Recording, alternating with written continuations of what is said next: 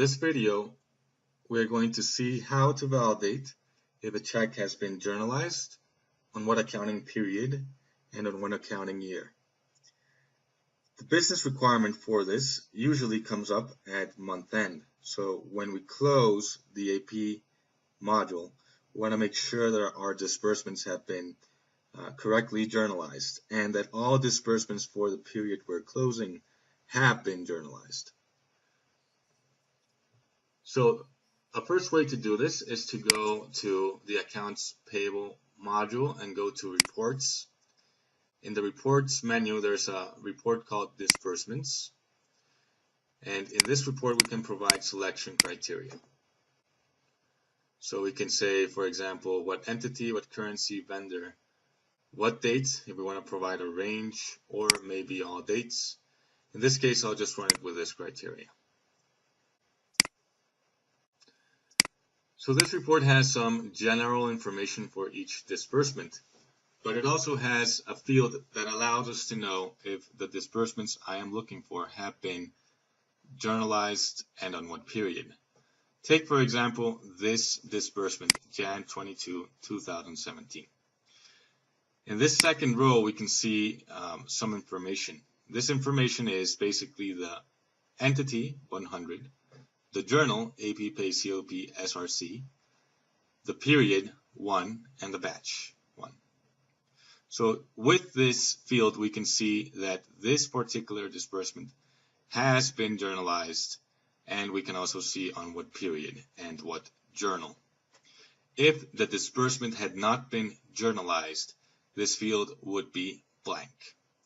So that is method 1. Method 2 is through Report Wizard. So if we go to Report Wizard, you may have this report set up, AP Disbursement Header. So if we generate this report, we can then export it to Excel.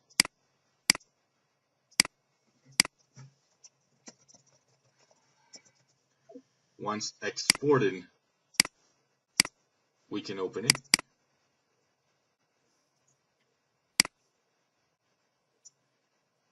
And the interesting thing about this report is it's easy to use in Excel, so easy to filter because it is formatted as a matrix, right, as a table. So I'm going to add a few of these fields here.